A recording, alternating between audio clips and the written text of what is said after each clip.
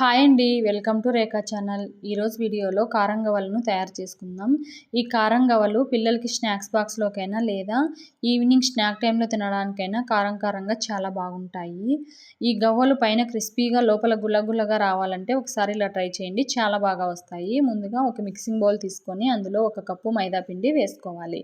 ఇది 250 గ్రామ్స్ దాకా ఉంటుంది. మైదా పిండి వేసుకున్న తర్వాత ఇప్పుడు రుచికి సరిపడా ఉప్పు, అలాగే కొద్దిగా కారం, పసుపు వేసుకోవాలి.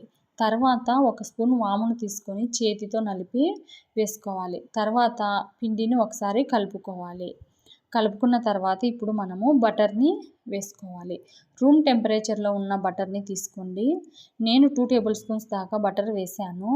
బటర్ ప్లేస్లో మీరు వేడి ఆయిల్నైనా వేసుకోవచ్చు, లేదా నెయ్యినైనా వేసుకోవచ్చు. బటర్ వేసుకున్న తర్వాత పిండిని బాగా కలుపుకోవాలి.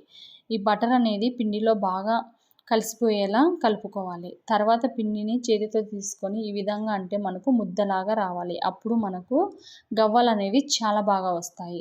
తర్వాత మనము కొద్దిగా వాటర్ని వేసుకుంటూ పిండిని చపాతీ పిండిలాగా కలుపుకోవాలి. ఇక్కడ గవ్వల్ని మనము మైదా పిండితోనే కాకుండా గోధుమ పిండితో కూడా చేసుకోవచ్చు.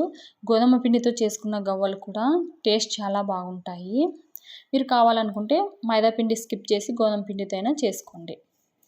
తర్వాత పిండిని ఈ విధంగా బాగా కలుపుకొని 10 నిమిషాలు పక్కన పెట్టాలి. 10 నిమిషాల తర్వాత ఇప్పుడు మరొకసారి పిండిని బాగా మర్దన చేసుకోవాలి.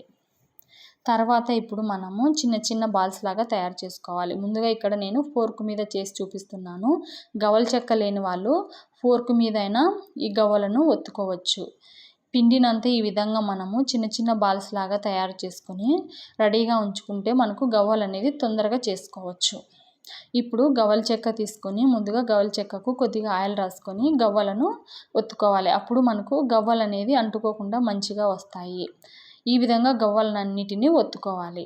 ఇక్కడ నేను గవ్వలను కొద్దిగా పెద్ద సైజులోనే చేశాను. మీరు కావాలనుకుంటే కొద్దిగా చిన్నగా అయినా చేసుకోవచ్చు. ఈ విధంగా అన్ని గవ్వలను ఒత్తుకున్న తర్వాత ఇప్పుడు డీప్ ఫ్రైకి సరిపడా ఆయిల్ని వేసుకోవాలి.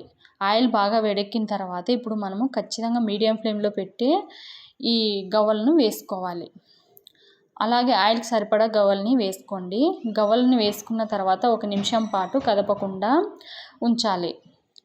1 నిమిషం తర్వాత ఇప్పుడు మనము గవ్వలను కలుపుకుంటూ మీడియం ఫ్లేమ్లో పెట్టుకొని వేయించుకోవాలి. అప్పుడు గవ్వలు అనేది మనకు మంచిగా అన్ని వైపులా వేగుతాయి. అలాగే పైన క్రిస్పీగా లోపల గుల్లగా చాలా బాగా వస్తాయి.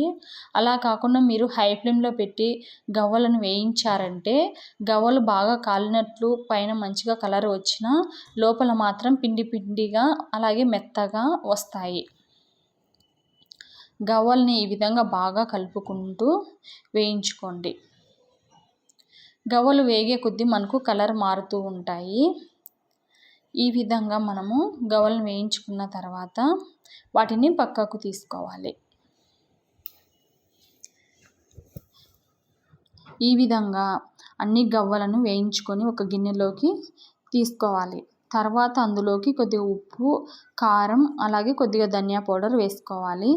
కావాలనుకుంటే గరం మసాలా అయినా వేసుకోవచ్చు. నేనైతే వేయలేదు. ఇవన్నీ వేసుకున్న తర్వాత ఒకసారి బాగా కలుపుకుంటే మనకు కారం గవ్వలు అనేది రెడీ అవుతాయి. ఈ కారం గవ్వలను మీరు కూడా ట్రై చేసి ఎలా వచ్చాయో తప్పకుండా కామెంట్ చేయండి. ఈ వీడియో మీకు నచ్చితే please like, share and subscribe to my channel. Thank you for watching. Bye.